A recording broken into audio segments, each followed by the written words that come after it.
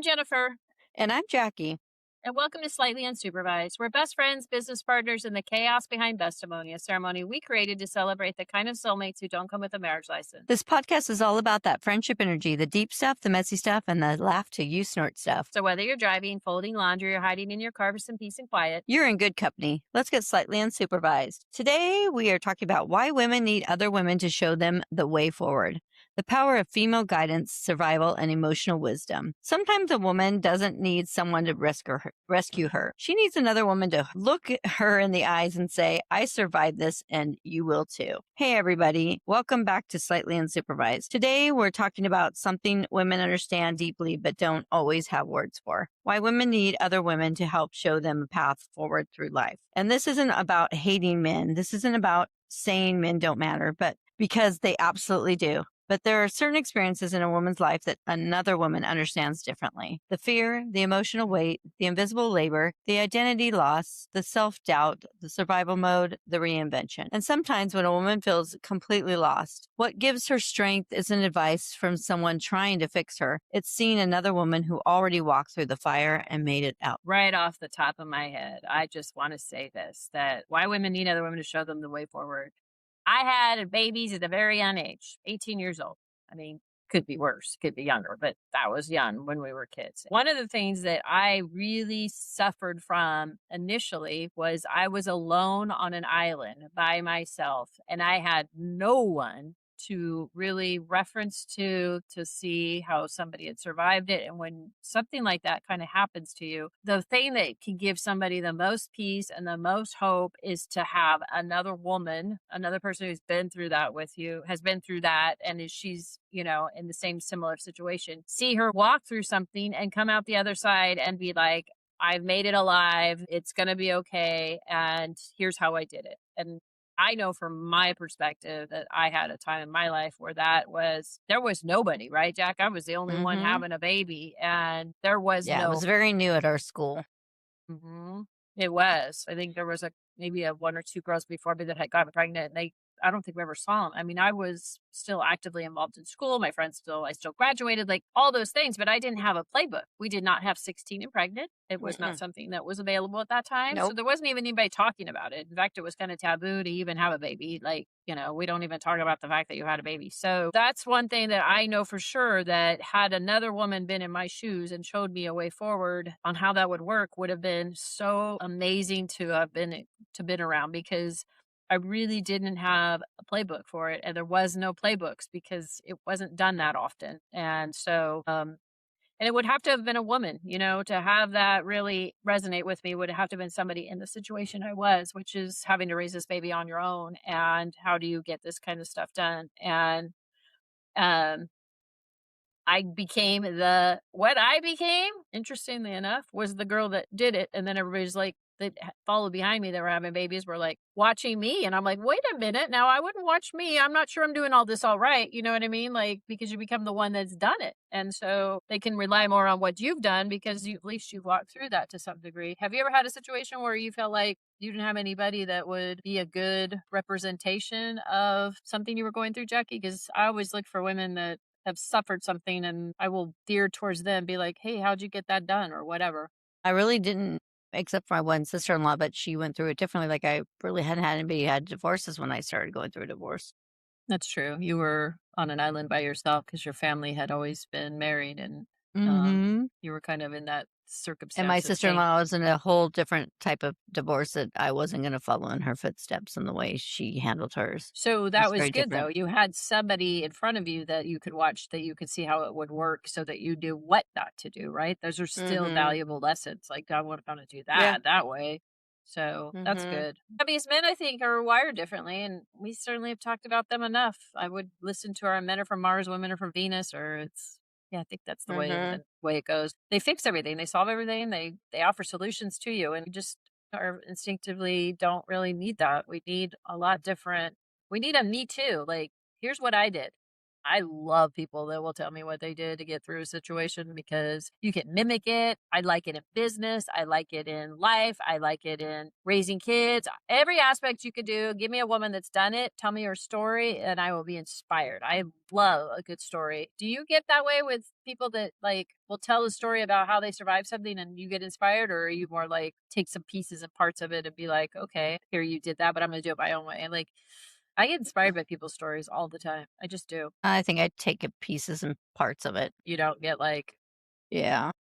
real wrapped up in their Me Too thing. No, I'm Alright. different than you in that way.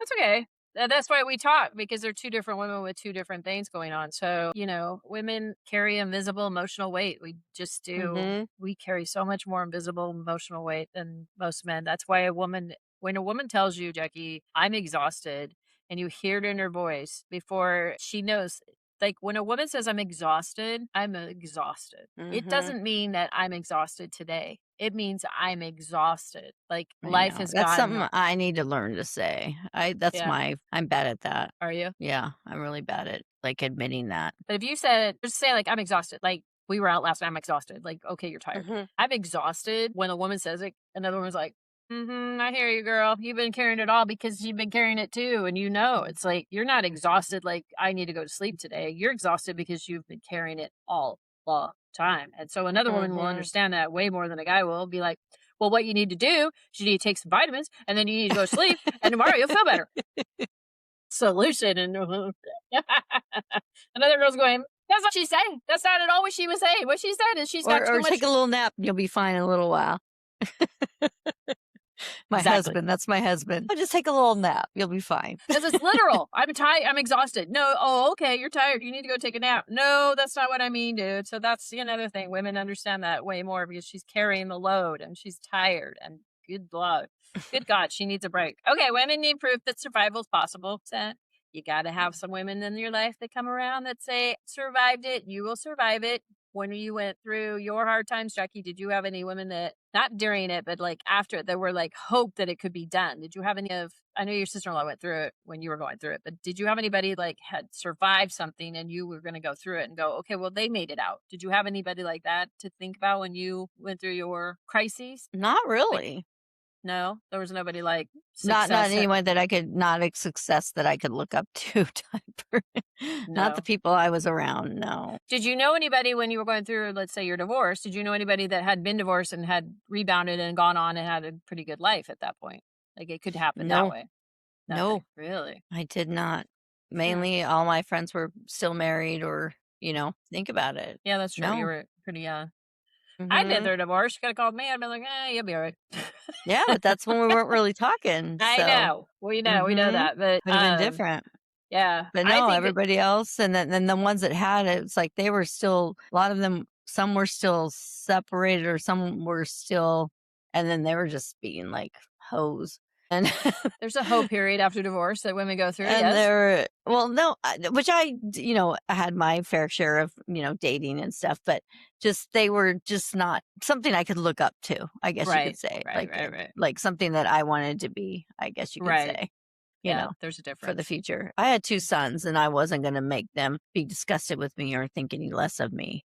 Sure. So I had a certain way I acted and was. I wanted them to still respect me and think the best of their mom. So, and they do. So, Yeah. Yeah. Well, I mean, you didn't act like a hoe. You could be start dating or whatever. I mean, you just even really started dating because I know for sure that you weren't like dating a bunch of people and then married the guy that you ended up with. You were with him at a young age and that was it. Like you hadn't even really had any dating experience, right? I don't remember you on a dating experience. Nope. And my husband even makes fun of me because I would say, "Oh, I hooked up with him." And my idea of hooking up was, and you guys make fun of me, was when you kiss somebody.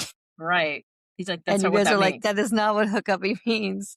And my husband now would be like, gosh, for a while there, I thought you were real like you hooked up. Like, yeah, all kinds of people. And I'm like, no, hook up is kissing. And he's like, oh, hon, no. No, that's not what that means. I'm Get like, with. okay. Yeah. When we said I weren't kids, did you get with him?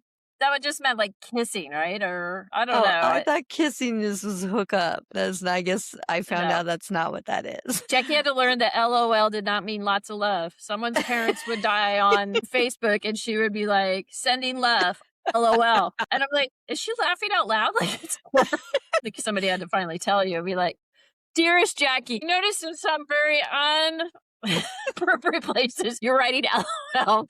What do you think that means exactly? Lots of love? No, it means laugh out loud. And when these people's parents die, you shouldn't write that. Like, it's not Sorry, appropriate. guys. I was just a little behind.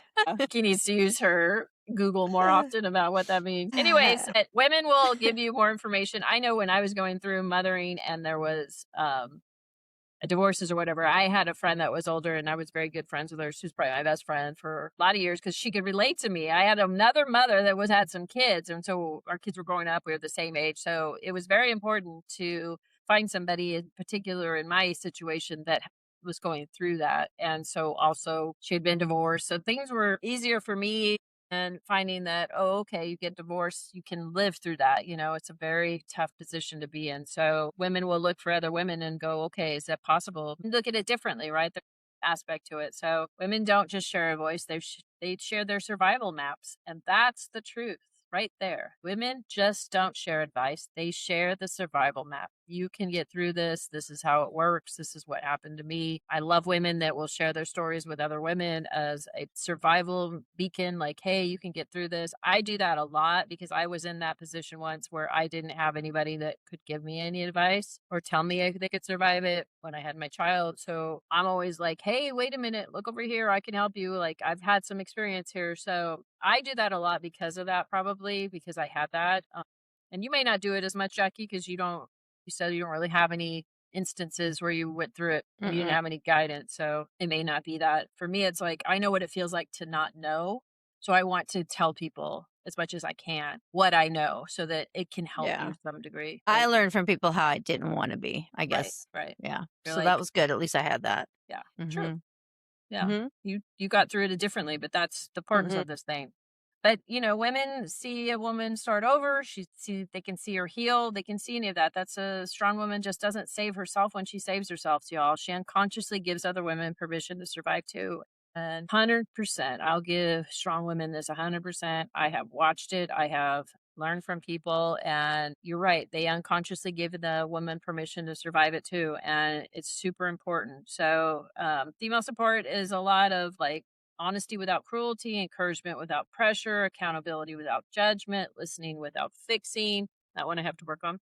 Helping without controlling might be another one. I need to kind of get over that. But anyways, women don't always need solutions and rescuing, saving. Sometimes they just need witnessing, reassurance, perspective, and emotional safety. And God bless the women of the world, because that's where you get those things from. Find a woman that you can find some of that with and give her that, because one, if you give it, then you'll receive it. And the second is, if she doesn't have that, she's gone to her significant other, whether it's a husband, a boyfriend, or something, and he has told her how to fix it. Take a nap. You'll feel better when you're done. You'll be less exhausted. Again, it's a woman understanding a woman's perspective and how important that is, because that's not what she's saying. What she's saying is something totally different. Okay, Jack, let's go into rapid. What's one moment another woman changed your perspective on life? I had a friend in high school, and she was way, way, way more advanced in her maturity emotionally than I was ever. And one thing she said to me one time was, when one door closes, another one opens, kind of thing. And she was right. And she gave that perspective to me long ago. And what felt like an absolute crisis was like, another door will open, you'll be okay. And I've sort of held on to that in my life, and it's been true. So for sure, I'll give her credit for that. It went on young, and I had more crises, many more crises. And it was like, it was a beacon to hold on to. So I'm excited I was thankful for that.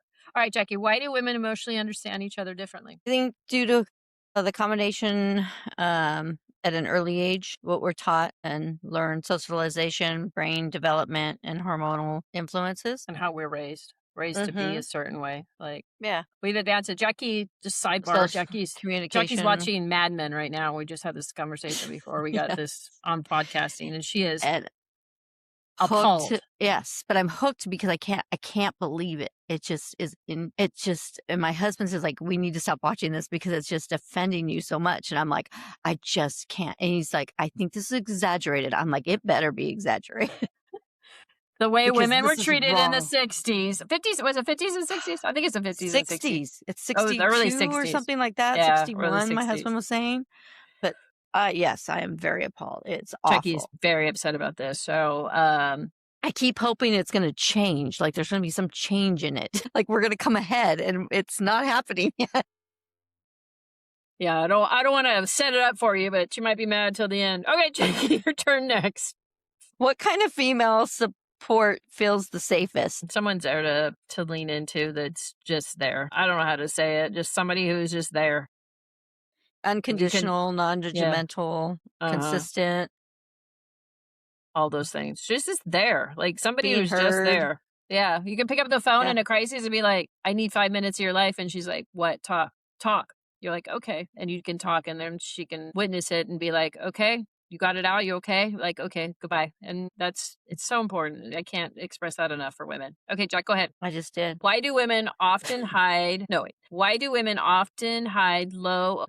Why do How women overwhelmed? often hide? Yeah. Why do women often hide how overwhelmed they are? I think due to deep-seated societal expectations, fear of judgment, and the biological drive to protect others before themselves, which is me.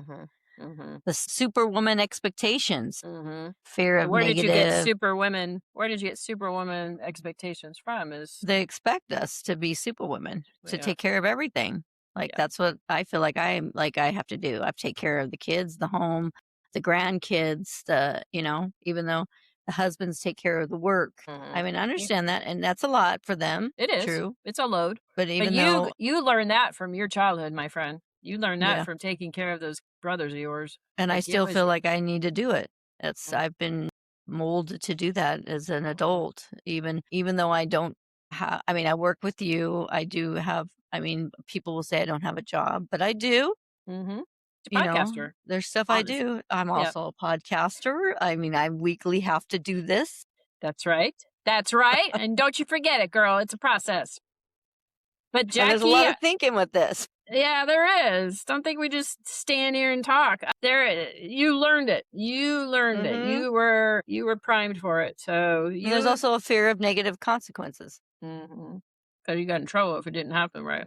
That's why it's all built into your psyche when you were a child. So that's where yours comes from. Okay. Have you ever felt stronger just seeing another woman survive something hard? Just said it. Absolutely. I get inspired. Like, you go, girl. I'm on this thing called Masterclass. I listen to them, and 99% of the time there'll be some options, and I'll pick the girl. I'll be like, you tell me what is going on. How did you survive this? Because even in the world of business, I know that women have a different perspective than men.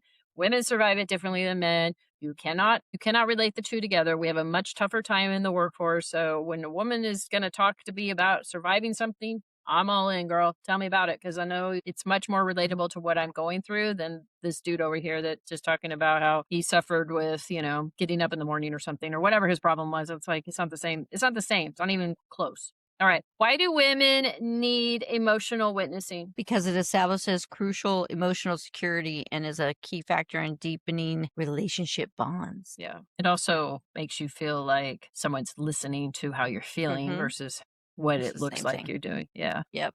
It's true. What's the difference between fixing someone and supporting them? I want to do both. Fixers jump into problem solving mode right away, often offering unasked advice. Yeah, I hear you. I'm just saying this to you, or feeling people how they should fix their situation. Right. I have the solution for you. Okay. Yeah. Supporters practice active listening instead of jumping to conclusions. They ask for clarifying questions. My area of working on how to fix something, how to be supporting without fixing. Yeah. Yeah. I don't know how to get out of it. I just am naturally that way. So I can just be quiet, but it makes me feel like... I used to be more of a fixer, but I've really gotten good to be a supporter. You have to work on it. I'm good at just sitting back and listening. Yeah. And trying not to do... I get myself into trouble. Yeah, probably Yeah. wise. Probably wise. I should probably just start listening more than talking. Why do female friendships become more important with age? You love this one. Yeah, because we need each other. Shit. Yep. Dude's gonna die pretty quick, and then you're gonna be just a bunch of women. Well, by the way, girls, I want to tell you that I've inspired somebody. My daughter-in-law's mother here for a few days. I was hosting her because my son lives down the street, so she stays with me. So I have a bedroom here, an extra bedroom. So anyway, so I was telling her about this story about us all going to these the retirement home together that my friends and I have a pack, and that's where we're going because we were talking about retirement planning and stuff. I'm like, the guy was telling me about all this stuff. I'm like, listen, when he's out, then I'm going. So totally inspired her. She sent me a message last week. She's like, by the way, I went and saw my friends from high school and we've made a pact too. We're all going to the retirement home together. I'm like, woo, you go, girl. Mostly because it gives you, it gives you something to look We forward don't to. want all this competition in the old folks' home, though. I know. Well, because we're going to have a reality show of ourselves. We're just going to be taping ourselves with these old women and all over our things. So. Just think of how much fun that would be for people to watch us, just like saying how we feel, like just saying it out loud. Like my 100-year-old grandma just seen says her whatever. the last, she just says whatever. She does not care. Do that now and I get in trouble. So it would be nice to be in a place where I'd be like, oh, she's just old. That's why she said that. You have to be 100 years old. My grandmother says whatever she wants and she does not care. And we just always say, she's 100. Just let her say it. It just doesn't let her matter. say it. Yeah. I just came into it early, guys. Okay. What's the one thing women desperately need to hear from each other? Okay. First of all, I'm going to say love you. Mm-hmm. Because I love when we all say love you to each other, like when we hang up and stuff. You're not failing. This is genuinely hard and you do not have to carry it alone. Right. And I have a hard time like telling you guys when I'm having a hard time because I always want everybody to think everything's hunky dory. Right. And I have to learn that. Yeah, you gotta learn really not to. do. Yeah. You can dig yourself into a problem there when you don't do that. So for sure. And I do. I'm the one that does dig myself into a hole. Yeah. So you got to just learn to know. I mean, one thing, if anything, Jackie, is that we're going to, dive in with you. Like you're not going into that hole by yourself. So for sure, women are good for that. Okay, last one. What kind of women leave the biggest impact on other women's lives? I like strong women. Yeah, the one who see your potential when you feel invisible. Yeah, I think that's part of it. Like somebody who goes, nah, you're capable of that. You can do that. You can do this. You can do that. Like that's such an empowering thing to have. And women that have done it and have gone through it and can come out the other side and be like, you got this. Come on, keep going. There's so many women with strong women. I love strong women. Man, I love a strong girl. Like some women are intimidated by her, but I'm like, green it up, girl. Let me hear it. Ones who choose collaboration over competition. Ooh, that's a good one. Yeah. You like that one? Yeah. I thought you'd like that one. I'm not very competitive. I hate competitive women. I don't like competitive. When you're in friendships, it's like that's such a turn off to me. It is. Like as soon as if I like make a new friend and like she seems in competition, it's like go bye. Yeah. Bye. Like I just don't need I don't want to be in competition. Oh, I hate family members that get in competition. I understand for playing games. I get it. Yeah. I'm going to compete with you. Yeah, no problem. But it's like other things, not in life. No.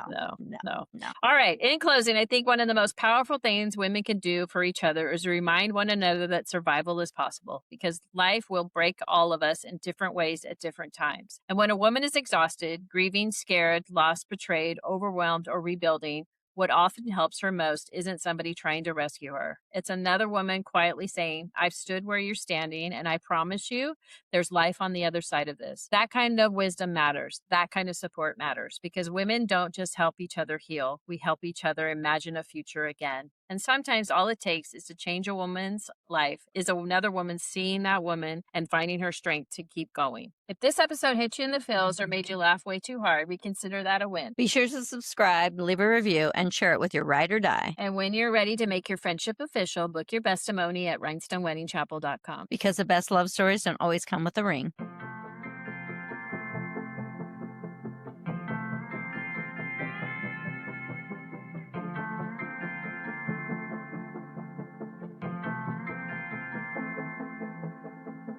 We stick together, ride or die to the moon, and no amount of space could ever come between us two. The reuniting's like we've never been apart, and every single time we're eye to eye and heart to heart.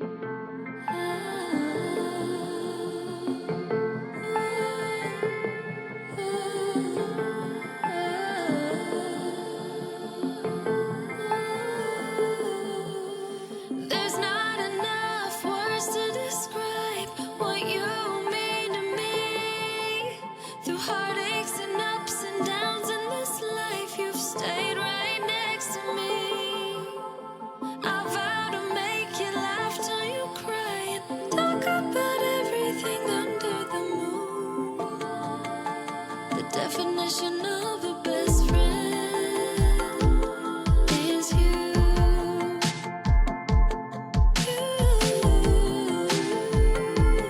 Is you.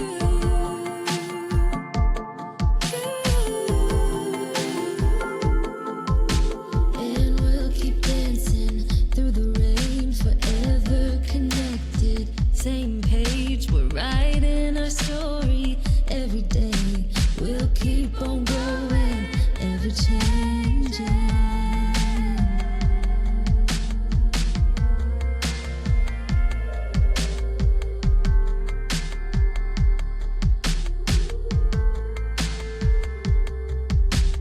There's not enough words to describe what you mean to me. Through heartaches and ups and downs in this life, you've stayed right next to me. I vow to make you laugh till you cry and talk about everything under the moon. The definition of a best friend is you.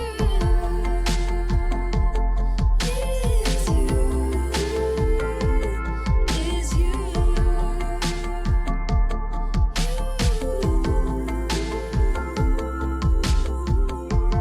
Love, trust, that's us. Loyalty, you and me. Love, trust,